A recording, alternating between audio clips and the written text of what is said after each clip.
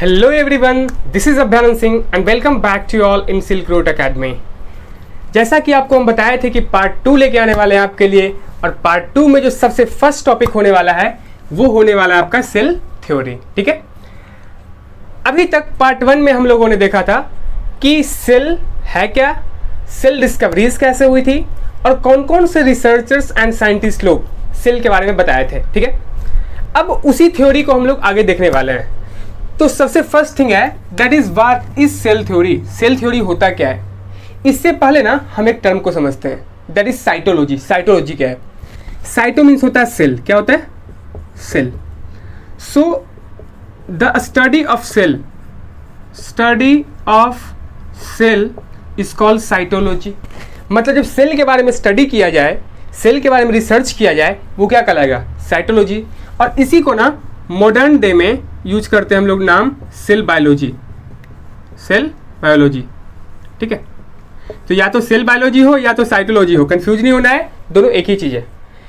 Next अगर आप बात करें सेल थ्योरी के बारे में ना, तो देखिए जो भी साइंटिस्ट लोग, रिसर्चर्स लोग सेल पे स्टडी किए ना, तो कुछ थ्योरीज लेके आए, कुछ तथ्य लेके आए। वो क्या था? सबसे पहले बोला गया कि all plants are composed of cell. It means जितने भी प्लांट्स हैं वो सारे के सारे क्या चीज से मिलके बने हुए हैं? तो सेल से मिलके बने हुए हैं। ऐसा बताने वाले जो साइंटिस्ट थे उनका नाम था मैथियास स्लाइडेन।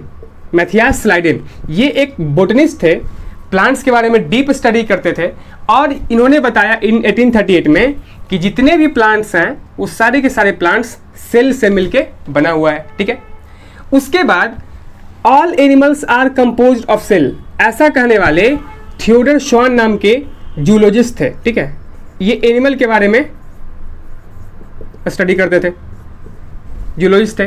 तो एनिमल्स के बारे में इनके पास डीप स्टडी था। उसके बेसिस पे इन्होंने बताया कि सर जितने भी एनिमल्स हैं ना वो सारे के सारे क्या चीज़ से मिलकर बने हुए हैं? सेल से। और इन्होंने बताया कि जितने भी प्लांट्स हैं वो सारे के सारे क्या चीज़ से मिलकर बने? तो सेल से मिलकर बने। ठीक है, ये दो हो गया। तीसरा, cell is the basic unit of life. क्योंकि आप जानते हो, क्योंकि cell structural and functional unit of life है, तो आप बोल सकते हो कि cell is the basic unit of life.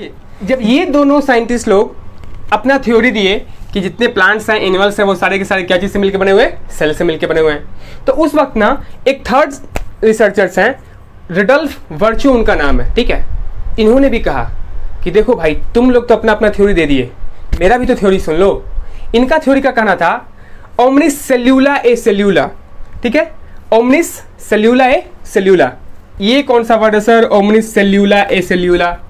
Sir ये जर्मन थे, तो जर्मनी में इन्होंने बोला था ओमनिस सेल्यूला ए सेल्यूला। ठीक है, इसका कहने का मतलब ये होता है कि all cells comes from pre existing cell. जितने भी सेल्स हैं वो सारे के सारे प्री एग्जिस्टिंग सेल से ही आए हैं। ठीक है, इट मीन्स अगर मान लिया जाए सर ये सेल है, तो ऐसा बिल्कुल नहीं है कि ये सेल हवा में उड़ के आ गया यहाँ पे। ठीक है, या कोई भी सेल है तो ऐसे ही कहीं से भी आ गया, नहीं। ये सेल जो आया ये कहीं ना कहीं किसी पहले से एग्जिस्ट कर रहा था सेल, उसमें डिवीजन हुआ और ये सेल का फॉर्मेशन हुआ। ठीक है, मान के चलते ये सेल था और ये डिवाइड हुआ और ये आपका फॉर्मेशन हुआ, तो ये बना। ठीक है, it means all cells comes from pre existing cell. जो पहले से एग्जिस्ट कर रहा है उसी सेल से नया सेल बनेगा। ठीक है, तो ये सेल इससे बना। उसी तरीके से ये भी बोल सकते हैं कि ये जो सेल है ये भी कहीं ना कहीं पहले जो एग्जिस्ट कर रहा था सेल उसी से ये बना है। मान लीजिए ये सेल है और ये डिवाइड हुआ था, तो एक ये बना और एक ये बना, तो बोल सकते हो आपकी ये भी जो कि है किससे बना? तो प्री एग्जिस्टिंग सेल से। इन ए सेम मैनर प्रोसेस कंटिन्यू होते रहता है। इट मीन्स एक सेल है तभी उससे नेक्स्ट सेल का फॉर्मेशन होगा। ठीक है, जिसको हम लोग बोलते हैं सेल डिवीजन इस प्रोसेस को। और ये जो अगर मान लिया ये सेल है, ठीक है, ये सेल डिवाइड हुआ, तो ये जो सेल का फॉर्मेशन हुआ ये फर्स्ट नंबर एंड ये सेकंड नंबर, तो ये कहलाएगा डॉटर सेल। क्या कहलाएगा? Daughter cell. और इस प्रोसेस को क्या बोलेंगे? Cell division. तो ऐसा कहने वाले थे कौन? Rudolf virtue. ये बेसिकली था आपका सेल थ्योरी। नेक्स्ट हम लोग ना क्लासिफिकेशन देखने वाले हैं ऑर्गेनिज्म का सेल नंबर के शेप के आधार पे। ठीक है, सेल नंबर के आधार पे, सेल शेप के आधार पे और सेल साइज के आधार पे। ठीक है, अगर हम सेल नंबर के आधार पे और ऑर्गेनिज्म को कैटेगराइज करते हैं ना, तो हमारे पास दो टाइप्स के ऑर्गेनिज्म आते हैं। एक आते हैं हमारे पास यूनिसेलुलर और दूसरा आता है मल्टीसेलुलर। अगर आप यूनिसेलुलर की बात करते हो तो यूनि मीन्स हो गया one, that is single cell. एक ऐसा ऑर्गेनिज्म जिसमें सिर्फ एक सिंगल सेल होगा वो कहलाएगा यूनिसेलुलर ऑर्गेनिज्म। और अगर हम बात करें मल्टी सेलुलर की, इट मीन्स उसमें मेनी, मल्टी मीन्स क्या हो गया, एक से ज़्यादा, बहुत ज़्यादा जब सेल रहेगा और उसके साथ जो ऑर्गेनिज्म का फॉर्मेशन होगा that is the multi cellular. अगर आप एग्जांपल बात कर रहे हो यूनिसेलुलर की तो आप बोल सकते हो कि that is amoeba, paramecium, bacteria, these are the organism which came under unicellular. और plants, fungi and animals, these are the organism which came under multicellular. तो ये जो ऑर्गेनिज्म थे ये सारे के सारे यूनिसेलुलर हैं और ये ऑर्गेनिज्म जो है आपका मल्टी सेलुलर है। तो आप सेल नंबर के आधार पर देखें कि ये वेरिएशन होता है। इसका कहने का मतलब ये हुआ सर कि ये जो सिंगल सेल ऑर्गेनिज्म है, यूनिसेलुलर है, ये आपका सारा फंक्शन, जो भी इसके अंदर फंक्शन होता हो, या तो वो डाइजेशन का काम हो, रिस्पायरेशन का काम हो, सारा का सारा उसी सेल से काम करता है ये, ठीक है। अगर आप बात करो मल्टी सेलुलर ऑर्गेनिज्म की तो इसका जो सेल है बहुत ज़्यादा होता है। इट मीन्स कह सकते हो आप एक ह्यूमन बींग्स के अंदर मिलियंस ऑफ सेल है, बिलियंस ट्रिलियंस ऑफ सेल है, ठीक है। तो उतना सेल से मिलकर के जब मल्टी सेलुलर ऑर्गेनिज्म बना है तो उसमें क्या होता है ना, कैटेगरी है दैट कुछ पार्टिकुलर टाइप्स के सेल मिल करके एक पार्टिकुलर फंक्शन को प्रोवाइड कर रहे हैं, कुछ मिलके कुछ काम कर रहा है, ठीक है। ऐसे ऐसे करके डिवीजन बटा हुआ है मल्टी सेलुलर के अंदर में। नेक्स्ट हम लोग देखते हैं दैट इज सेल का शेप। जनरली अगर हम सेल की शेप की बात करते हैं ना तो हम लोग के माइंड में आता है कि वो जैसे बुक में हम लोग फोटो वगैरह देखते हैं तो लगता है कि स्फेरिकल ही होगा। तो ऐसा नहीं है कि सारा का सारा सेल जो है ना उसका शेप हमेशा स्फेरिकल ही होगा, ये चेंज होते रहता है, ठीक है। That is cells are variable shapes, cells are of variable shapes and sizes according to the function और द पोजीशन। अपने फंक्शंस के हिसाब से, अपने पोजीशंस के हिसाब से उसमें ये बदलाव देखने को मिलता है। कैसे सर? देखिए, generally they are the spherical, आपको नॉर्मली तो स्फेरिकल शेप्स के दिखते हैं, बट कुछ ऐसे सेल्स जैसे कि हम बात करें नर्व सेल की जो कि न्यूरॉन है, ठीक है, उसका काम क्या है, तो मैसेज वगैरह को कैरी करता है ब्रेन से टू द बॉडी, बॉडी से ब्रेन तक का, ठीक है। तो ये जो आपका न्यूरॉन सेल है ये आपका कैसा है, तो इलोंगेटेड है, ठीक है। अगर आप बात करो आरबीसी की, that is the red blood cells, इसका अगर आप शेप की बात करो तो आपको दिख रहा है डिस्कोडियल शेप का है, ठीक है। अगर आप मसल सेल की बात कर रहे हो तो आपको अगर एक ये दिख रहा है सिंपल मसल सेल्स के रूप में, ये आपका क्या है, तो स्पिंडल शेप्ड है, बीच में आपको मोटा दिख रहा होगा और एड्ज पे ये पतला दिख रहा होगा। इट मीन्स हम लोग बोल सकते हैं कि सेल का एक सिंगल शेप नहीं होता है, इसके बहुत सारे शेप होते हैं, ठीक है। तो अगर आपको एग्जाम्पल में लिखने के लिए आ जाए तो आप आराम से लिख सकते हो कि नर्व सेल इलोंगेटेड होता है, आरबीसी जो है डिस्कोडियल है, आपका मसल सेल्स जो है स्पिंडल शेप्ड है। ये सब कुछ एग्जाम्पल हो गए। नेक्स्ट हम लोग बात कर रहे हैं दैट इज सेल साइज। मतलब अब साइज के भी आधार पे कुछ वेरिएशन है क्या? बिल्कुल। देखिए, अगर हम सेल साइज की बात करते हैं तो इसका कैटेगरीज में एक स्मॉलेस्ट और एक लार्जेस्ट। तो अगर आप स्मॉलेस्ट सेल की बात करो ना तो अभी तक जो सबसे स्मॉलेस्ट सेल है वो है आपका PPLO, दैट इज एग्जाम्पल में आप बोल सकते हो माइकोप्लाज्मा। तो अगर आपसे पूछा जाए नेम स्मॉलेस्ट सेल तो आप बता सकते हो क्या होगा, माइकोप्लाज्मा लिख सकते हो या PPLO लिख सकते हो, दोनों आपका सही होगा, ठीक है। अगर पूछा जाए आपसे which is the largest cell तो आप बताओगे ऑस्ट्रिच एग। मतलब अभी तक जो सबसे बड़ा जो है ना वो कौन है, ऑस्ट्रिच एग। इसका साइज अगर याद रखना हो तो आप बोल सकते हो नारियल पानी देखे हो ना, लगभग उसी साइज का होता है, उसको एकदम व्हाइट पेन से लेकर पोत दो पूरा, ठीक है। तो लगभग जो आपको दिख रहा है वही आपका मिल जाएगा ऑस्ट्रिच एग। क्लियर है?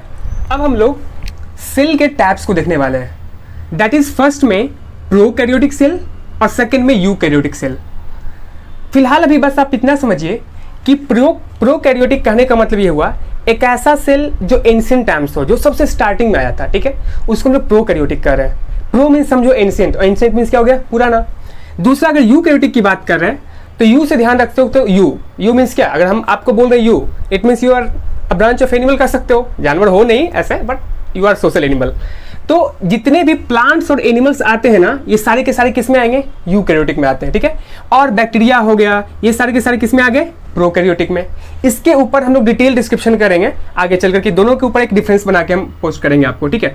अभी बस आप इतना बेसिकली समझो। आगे हम बात कर रहे हैं that is the component of cell. It means क्या सेल एक सिंगल पार्ट है या सेल के अंदर और भी चीजें हैं? तो जी नहीं, सेल के अंदर और भी चीजें, जैसा कि हम लोग देखे थे कि जब सेल पे स्टडी स्टार्ट हुआ तो बहुत सारे रिसर्चर्स ने, बहुत सारे साइंटिस्ट लोगों ने अपना अपना प्रपोजल दिया था कि उन्होंने बताया कि प्रोटोप्लाज्म उसके अंदर होता है, कोई बोले न्यूक्लियोप्लाज्म होता है, न्यूक्लियस होता है ना, तो इस टाइप्स के हम लोग देखे थे।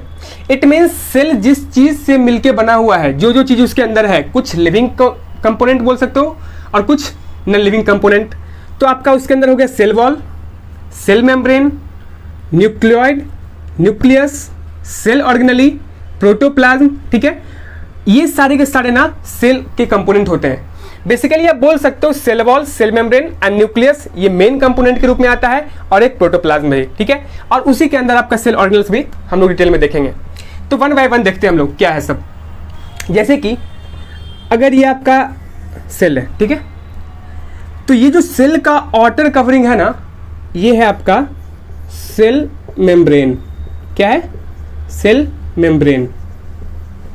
और सेल मेम्ब्रेन दोनों में होता है, प्लांट्स में भी, एनिमल्स में भी। हम लोग बेसिकली अभी यूकैरियोटिक सेल को लेकर चल रहे हैं, ठीक है। तो ये अगर हम एक सेल लिए एग्जांपल के रूप में, तो इसका जो ये आउटर कवरिंग हो गया वो क्या है? सेल मेम्ब्रेन, ठीक है। और अगर हम प्लांट्स की बात करें तो प्लांट्स में इसके बाहर भी एक कवरिंग होता है, ठीक है। इसके बाहर भी एक प्रोटेक्टिव लेयर होता है, अब वो होता है आपका सेल वॉल का। ये क्या है आपका? सेल वॉल, ठीक है। तो सेल वॉल हमारा हो गया, सेल मेम्ब्रेन हो गया। समझ गए कि सेल का कहाँ पोजीशन है इसमें। दूसरा अगर हम बात करें न्यूक्लियोइड की और एक बात करें न्यूक्लियस की, तो न्यूक्लियोइड क्या होता है ना कि जब एक सेल के अंदर कोई फिक्स पोजीशन नहीं हो न्यूक्लियस का, वो क्या हो through out the protoplasm mix होता है। तो अगर मान लिया जाए, एक हम एग्जांपल ले रहे हैं यहाँ पे और बता रहे हैं ये आपका सेल है, ठीक है, और ये सेल वॉल हो गया। तो सेल के अंदर अगर ये न्यूक्लियस पूरा हर जगह मिक्स रहेगा, ठीक है, कोई शेप इसका नहीं है यहाँ पे फिक्स शेप कि इसी के अंदर में हो, तो वो आपका न्यूक्लियोइड कहला रहा है, ठीक है। और ये बेसिकली किस में होता है? प्रोकैरियोटिक्स में। और प्रोकैरियोटिक्स ना बेसिकली आपका यूनिसेलुलर के अंदर आ जाते हैं, ठीक है, जिसका शेप के अंदर आपको कुछ ज़्यादा वेरिएशन देखने को नहीं मिलेगा। मतलब आप बोल सकते हो कि एक सेल के अंदर सारा उसका पार्ट्स मिक्स टाइप्स का होता है, ठीक है। लेकिन अगर हम बात करें मल्टीसेलुलर में, तो हम लोग देखिए कि मल्टीसेलुलर में उसका सेल का फंक्शंस को अलग अलग डिस्ट्रीब्यूट किया जाता है, ठीक है, जिसके कारण हम लोग उसकी डिटेलिंग्स को देख रहे हैं। दैट इज अगर हम यहाँ पे बात कर रहे हैं तो ये हो गया आपका सेल मेम्ब्रेन, ये हो गया आपका सेल वॉल, और इसके अंदर न्यूक्लियस होता है। जरूरी नहीं है कि न्यूक्लियस हमेशा सेंटर में ही होगा, वो कहीं भी हो सकता है, यहाँ हो सकता है, यहाँ हो सकता है, यहाँ भी हो सकता है, कहीं भी हो सकता है, ठीक है। लेकिन वो जो न्यूक्लियस है ना, एक मेम्ब्रेन से सेपरेटेड होता है इसके सेल्स के अंदर में, तो ये कहलाता है आपका न्यूक्लियर मेम्ब्रेन, ठीक है। और ये न्यूक्लियस के अंदर आपका डीएनए होता है। क्या होता है? DNA, that is deoxy ribo nucleic acid. DNA इसके अंदर होता है, जो कि उसके कैरेक्टरिस्टिक्स को, न्यूक्लियस के कैरेक्टरिस्टिक्स को बोल सकते हो, या पूरे सेल के कैरेक्टरिस्टिक्स को ट्रांसफर करता है। फिर अगर हम बात कर रहे हैं सेल ऑर्गेनेली की, तो इस सेल के अंदर और भी बहुत सारे पार्ट होते हैं, ठीक है, जैसे कि माइटोकॉन्ड्रिया हो गया, गोल्गी बॉडीज हो गया, आपका वैक्यूल हो गया, लाइजोसोम हो गया, सेंट्रोसोम हो गया, प्लास्टिड हो गया, ठीक है। ऐसे करके mitochondria, lysosome, Golgi apparatus, centrosome, ribosome, endoplasmic reticulum, ऐसे करके बहुत सारे और भी पार्ट्स हैं जो किसके अंदर आएंगे? सेल ऑर्गेनेली के अंदर आएंगे। अभी घबराने की जरूरत नहीं है, अभी बस आप टर्म को सुनते जाओ, ठीक है। चीज़ें आपको एक बार में समझ में आएगी धीरे धीरे, क्योंकि हम लोग एक एक करके सारे टर्म्स को हम लोग डिस्कस करने वाले हैं। तो बस अभी आप एक बार सुन लिए हो, काफ़ी है इतना। तो हम लोग सेल ऑर्गेनेल देख लिए कि मतलब सेल के अंदर और भी पार्ट्स होते हैं, वो सारे पार्ट्स को क्या बोल रहे हैं हम लोग? सेल ऑर्गेनेल बोल रहे हैं, ठीक है। फिर आपका आता है प्रोटोप्लाज्म। क्या आता है? Protoplasm. Protoplasm basically living component होता है, ठीक है, living content of the cell. It means एक सेल के अंदर जो लिविंग पार्ट होगा, जैसे कि अगर हम बात करें सेल वॉल की ना, तो सेल वॉल एक नॉन लिविंग कंटेंट है, ठीक है, ये लिविंग कंटेंट नहीं है। बट हम बोल सकते हैं कि जो प्रोटोप्लाज्म है वो उसके अंदर साइटोप्लाज्म होता है, न्यूक्लियोप्लाज्म होता है, वो एक लिविंग कंटेंट के अंदर आएगा। होता क्या है कि ये सेल के अंदर में एक जेली लाइक स्ट्रक्चर बोल सकते हो, या फ्लूइड लाइक लिक्विड टाइप का होता है, तरल पदार्थ टाइप का, ठीक है। और उसी में सारे के सारे ये जो सेल ऑर्गेनेली है ना, तैरते रहते हैं। तो वो जो है एक लिविंग कंटेंट के रूप में है, और उसको बोलते हैं साइटोप्लाज्म। मतलब ये सब पोर्शन में अगर जो लिक्विड टाइप का पूरा भरा रहेगा, ये सारा का सारा क्या कहलाएगा? साइटोप्लाज्म कहलाएगा, ठीक है। और अगर हम बात कर रहे हैं न्यूक्लियोप्लाज्म की ना, तो ये इसी टाइप्स का जेली लाइक मटेरियल जब न्यूक्लियस के अंदर में मौजूद हो, जब न्यूक्लियस के अंदर में मौजूद हो, तब वो क्या कहलाएगा? न्यूक्लियोप्लाज्म। आप यहां से देख सकते हो न्यूक्लियस, न्यूक्लियोप्लाज्म, तो आप रिलेट कर सकते हो कि न्यूक्लियस के अंदर जो जेली लाइक मटेरियल होगा वो न्यूक्लियोप्लाज्म, और जो सेल के अंदर में जेली लाइक मटेरियल होगा वो साइटोप्लाज्म, क्योंकि आपको हम ऑलरेडी बता चुके हैं कि साइटोमीन्स क्या होता है, सेल होता है। ठीक है, तो आप इस तरह से साइटोप्लाज्म और न्यूक्लियोप्लाज्म को याद रख सकते हो। ठीक है, एक एक करके फिर हम लोग डिस्कस करते हैं। ठीक है, सारे कंपोनेंट्स को डिस्कस करेंगे, डिटेल में डिस्कस करेंगे। एक बार आप फिर से देख लो क्या है कंपोनेंट ऑफ सेल की बात की हम, तो सबसे पहले आ गया सेल वॉल, फिर क्या आ गया सेल मेम्ब्रेन, फिर क्या आ गया न्यूक्लियोइड, फिर न्यूक्लियस, सेल ऑर्गेनेली, प्रोटोप्लाज्म के दो पार्ट, साइटोप्लाज्म और न्यूक्लियोप्लाज्म। सेल वॉल जो हो गया आउटर कवरिंग हो गया, मतलब जो सेल है, सेल का जो आउटर कवरिंग है वो क्या कहलाएगा, सेल वॉल। लेकिन क्या सेल वॉल सब सेल में मौजूद होता है? जी नहीं, सेल वॉल सभी सेल में मौजूद नहीं होते हैं, ये सिर्फ और सिर्फ प्लांट्स में होंगे मौजूद। ठीक है, लेकिन अगर हम एनिमल सेल्स की बात कर रहे हैं ना, तो एनिमल सेल में कोई भी सेल वॉल नहीं होता है। सेल मेम्ब्रेन की बात कर रहे हैं तो सेल मेम्ब्रेन दोनों में होगा, ये प्लांट्स में भी होगा और एनिमल्स में भी होगा, दोनों के अंदर सेल मेम्ब्रेन पाया जाता है। ठीक है, न्यूक्लियोइड की बात कर रहे हैं तो ये हमेशा आपका प्रोकैरियोटिक सेल के अंदर होगा, और न्यूक्लियस की बात कर रहे हैं इट मीन्स वो किस में होगा, यूकैरियोटिक्स में होगा। ठीक है, सेल ऑर्गेनेली में हम बताया आपको mitochondria, lysosome, Golgi apparatus, centrosome, vacuole, ribosome, endoplasmic reticulum, ऐसे करके बहुत सारे सेल ऑर्गेनेली है, और एक एक करके हम लोग उसको देखेंगे।